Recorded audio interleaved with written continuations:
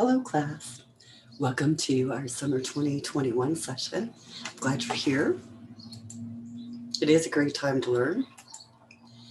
My name's Renee Riley. I'm your instructor this summer. This is my resume at a glance slide. These are some of the companies that I've worked for and some of the certifications that I hold. So I'm happy to try to share my knowledge with you so that you can have a nice, successful career. Remember to relax when you need to. I'm going to pause that. So, relaxation is key. We're going to be using Canvas heavily in our class this summer. We'll look at that here in just a second. We will be using the textbook. We really will. It's not on the auto list, so it is a separate textbook that you have to buy. We use Discord and Teams and Zoom. Each of them has their own benefits and drawbacks. I want you to go ahead and get started installing the required software right away. Get any problems resolved as soon as you can. Let me know if you run into any issues. Our summer semester is pretty quick. We only have 8 weeks. That's half the time of a normal semester. And you need to learn all of the C# objectives that you would learn in a normal semester. So we've got a lot of work to do. Let's take a look at Canvas. And here's our Canvas course. This is the welcome screen. And on the welcome screen or home screen, you should find information about how to get in touch with me. I'm available through many different paths. Whatever you prefer is fine. And after you've taken a look at that, let's go ahead and head on over to our modules. Looking at modules, we start out with options for you to schedule a meeting if you like. And then we have lesson 0. Lesson 0, if you notice, I've completed it. I have a little check mark here. I'll show you how to do that to make sure that you complete this lesson so that you can move on to lesson 1. When you open lesson 0, it will start off with the Start Here page, and it's going to offer you this video and all sorts of different information. Great information for you. Tell you what study group you're in and a little bit about our supplemental textbook, kind of a second one that gives us a little bit of a different point of view. Make sure you're looking at the beginning of each lesson at the reading requirements, because sometimes it'll say to read for knowledge, and sometimes it'll just tell you to scan a certain chapter of one of our textbooks, because we do have a lot of information available. There's information in this setup module on how to install and use our different software packages, how to install Visual Studio, and a little bit about Replit, our practice activity cloud-based C# system, and how to save projects using your OneDrive. A little bit less important for us since we won't really be on campus. Some resources that are available to you in different websites, and finally, the summary. The summary, if you notice, is marked as done, has this little green check mark. This is a requirement in Canvas. When you look at this item in Canvas, you will review everything, and then up at this top corner, you'll see this button that says Mark is done. Since mine's already been clicked, it shows done.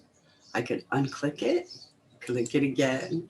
So make sure you've marked things as done, and then you'll be able to move through our modules smoothly.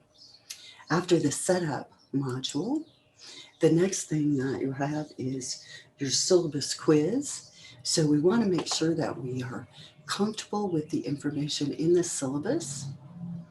I'm going to look at my course syllabus here. Now I'll probably have to leave student view to do that. There we go. And looking at our course syllabus, you should see that it uses the standard OTC syllabus template. So all of the information should be what you expect to see.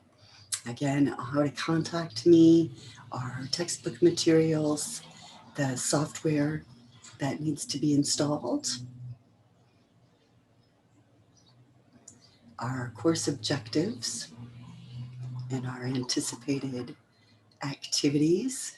And of course, in our objectives, we want to become proficient C# developers.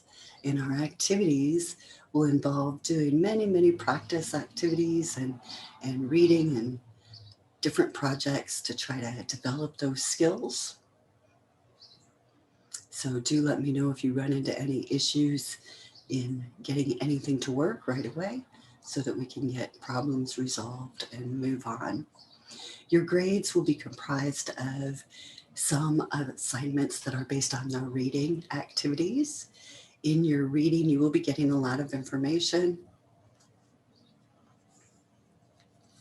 This information is available to you in the form of practice projects and practice activities and just some great things. So, neither of the textbooks that are supplied are standard textbooks. They all have example code and projects for your benefit to walk through.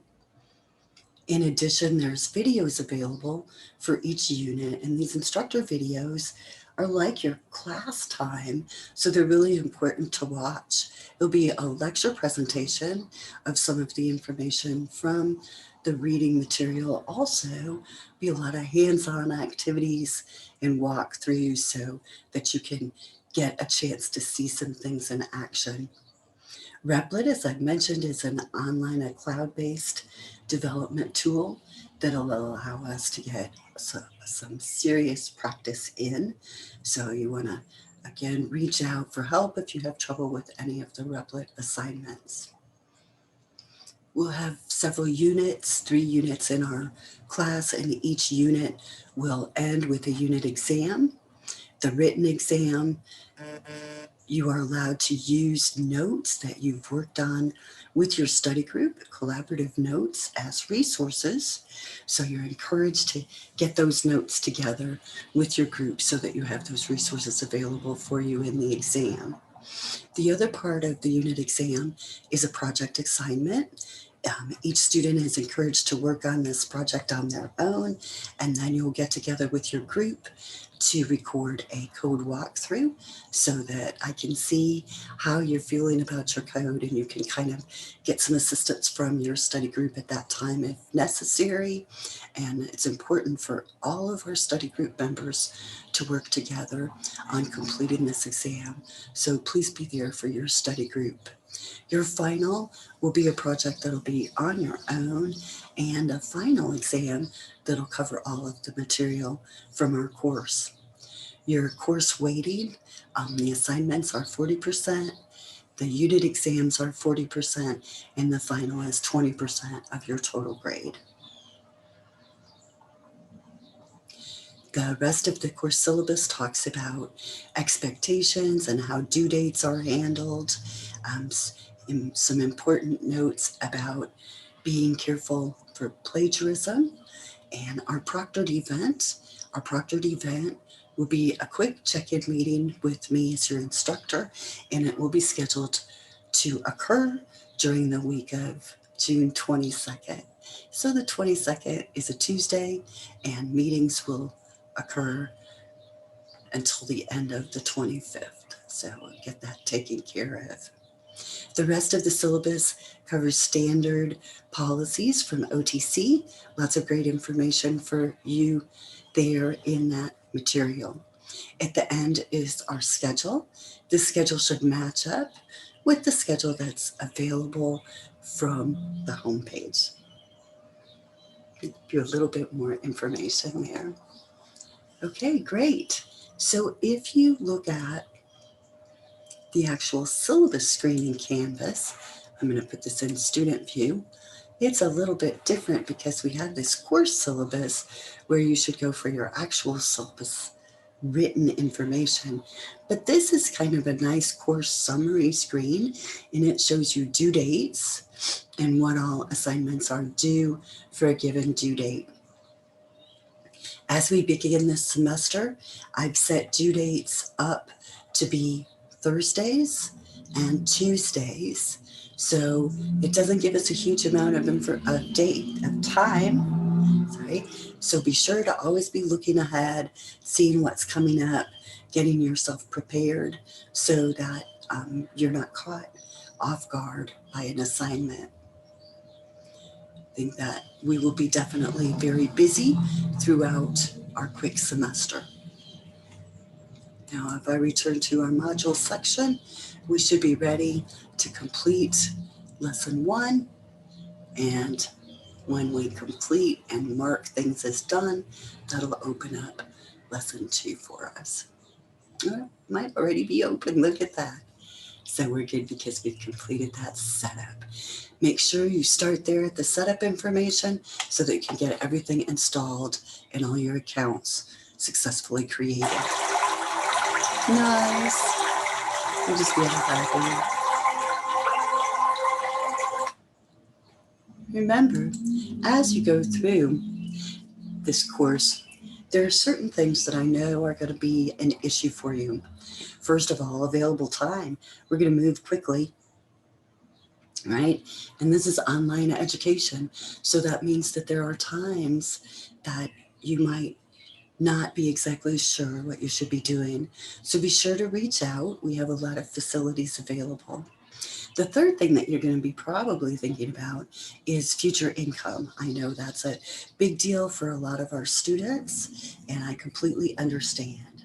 Right now, there are many positions available, so it feels like you could have this income if you already knew this material. And I know that's a frustrating thing. So relax, give yourself an opportunity to learn. Take the time that we do have to learn as much as you can so that very soon you'll be able to make a positive impact on that overall income. Remember, as you go through the semester, there are only certain things in life that we can control.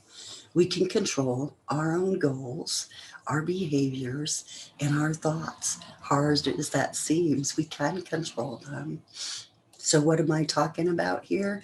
Using some behaviors that can help us to achieve our goals. One of those behaviors is taking effective notes. If you begin taking really effective notes, it's going to help you as you move through all of your courses. Why? Because you'll have a quick summary to refer to when you need to review before exams, before certification tests, before interviews even. Now, I found some great effective note-taking material on this website, Oxford Learning, and they had 5 effective note-taking styles. And I bet you are familiar with all of these. You're just not thinking about them, or you might be using them. Great. The first one is the Cornell note-taking method. In this method, we split our piece of paper or our Word document into 3 sections. First, we have a cues column and a notes column, and down at the bottom, we have a summary section. We use our cues to write down main ideas, special things in the video or in the reading material, and then we use the notes column to further emphasize those main cues, give us some details. Our summary is written after class or after this section is completed with a summary of the lesson, highlighting some important details. All right, the next method, the mapping note-taking method. In this method, we're sort of doing, like a thought bubbles. We want to start out with a bubble basically for our main topic. And then we have subtopics coming off our main topic. Off of our subtopics, we might have key details and all the way down to detail points for each of those items. So it's kind of like a mind map, right? And there's mind mapping software available. But you could also use Word or any sort of note-taking tool to do this mapping note-taking method. They say this is best for visualizing connected topics and ideas. So sometimes in our courses when we're learning new technical components, this could be a very effective strategy. Next the outlining method. Here's where we just start off with the main topic, and underneath that we write a subtopic, and underneath that we write key points. This is a very effective, brief way of taking notes. It's a good way to create study questions for reviews, and really for the technical information that we're learning, it can be a very effective method. Next, the charting method. In the charting method, we have a main topic up at the top, and then we split into 3 columns. We use each column for a topic, and we might actually have more than 3 columns if we have multiple topics, but then we write down important points under that topic within our column. That just kind of gives us an overview across the top of all our big ideas, and then all of the detailed information underneath that. This method is really good for reviewing lots of facts to have that kind of information. Finally, the sentence note-taking method is where we just write down sentences, just key points that are important to us. And maybe making a whole sentence is a really good idea because we're putting all of the pieces together.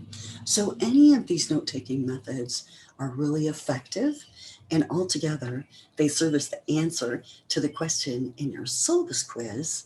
And the question asks you what kind of strategy you should use, and the answer is effective notes. So effective notes is the answer in the syllabus quiz. I'm going to continue on. Now, just like you have the answer to that syllabus quiz question, you've got this course. You've got to spend some time though, and I'm here to help. So please let me know anytime you run into any problems, questions, anything. You know, if you're having problems or questions, probably someone else is too. So, pop them in Discord or in Teams, and then we can all get together and help each other get through this, because it's going to be a quick semester and I want you to be successful. So thanks for being here. It'll be a great semester.